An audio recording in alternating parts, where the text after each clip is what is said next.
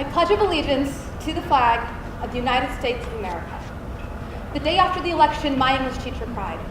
Not because of the candidate chosen or the stigma that came with him, but rather she chose to cry for us, her students.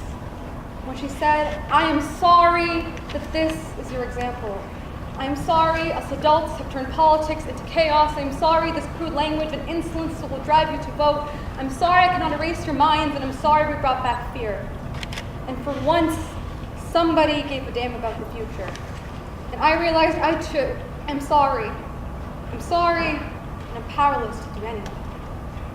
Dear religion, I'm sorry. I'm sorry we've turned your sacrosanct name into political slander.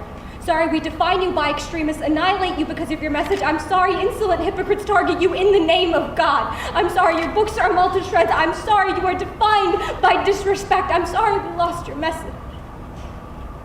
It just got jumbled up in the spam mail that is intolerance.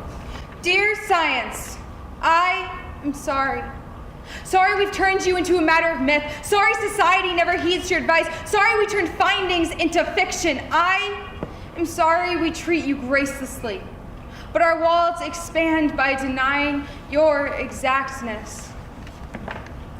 Dear race, I am sorry. Sorry we act as if you can be controlled, confined by petty desires.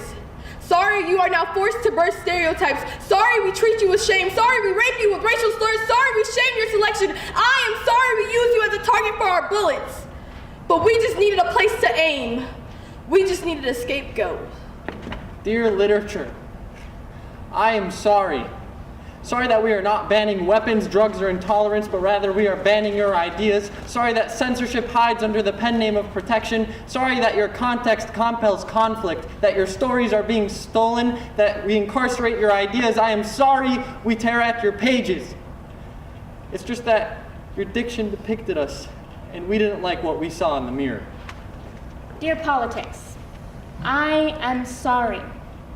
Sorry you have become a trending topic where controversy matters more than code. Sorry public appeasement trumps action. Sorry people think rights and lefts can justify all wrongs. Sorry you have become a battleground where no party can possibly win. Sorry that I am an active part of this problem, where I preach my agenda without ever listening to yours. For compromise is now condemned. I am sorry it has come to this, but it is easier to pick a side rather than to fight for what's right. Dear citizens, I am sorry. Sorry your cries of pain go unnoticed. Sorry our empathy has dissolved into entropy.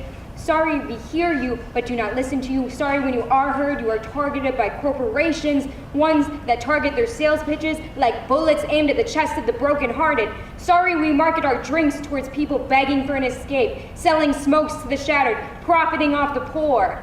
I am sorry we only hear what we want to. But you see, much like our opinions, our hearing is selective. Dear children, I'm sorry. To you most of all. Sorry, we tell you to speak. We tell you to be silent when you need to speak. Sorry, we cover your ears when you know you need to listen. Sorry, we blind you with ignorance when you want to see. Sorry that all this is now your world. I am sorry that it's now up to you to fix this because we weren't strong enough to do so. But you have to understand that I'm sorry. Our world is afflicted with poverty, distressed with disease, harassed with hatred, and amidst this world I live in a relative haven. I live in a world which promises me every opportunity, a world where we are quick to speak but slow to think, as if we have ever stood tall in the face of fear. So dear world, I am sorry it is cowards like me that get the privilege of inhabiting the land of the free, a land of materialism, a country of cynicism, one primarily focused on Tumblr battles, ignoring the headlines that grace worldwide pages. I live in a country that cannot mind its own business. A parasite that spreads its toxins through treaties, annihilates through anarchy, wages chaos with war, maims with misogyny, using words as its foremost weapon. And dear world, I am sorry. Earlier today, I had mentioned that I'm sorry and I'm powerless to do anything. The thing is, I don't want to be powerless anymore. I wanted to end this piece by saying that together, We on the stage and you in this audience and us in the school and we as a community can never be powerless. I wanted and still want to say we can come together and fix this. But the truth is, I don't have a solution on how to fix America because I don't know I don't. What I do know is what we're doing right now isn't working. That the problem isn't just corrupt politicians, but it also stems from within us, that our good intentions have carried us as far as they could. The current approach to most issues right now is enough is enough.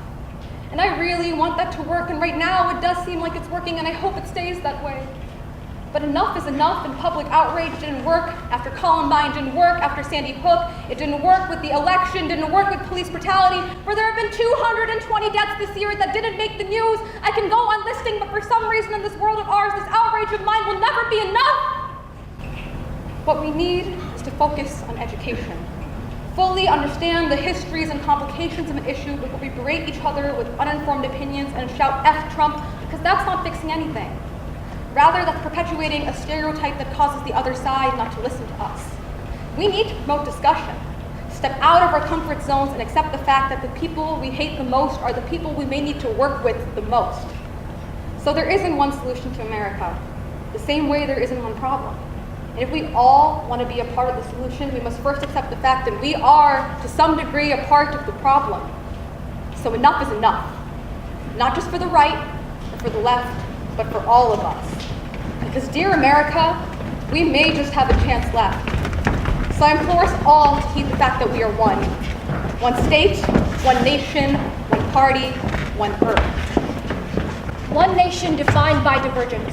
One nation rendered by repression. One nation compelled by conflict. One nation pitifully privileged. One nation exiling individuality. One nation revolting over religion. One nation blindsided by brutality. One nation held together by hope. One nation, under God, indivisible, with liberty and justice for all.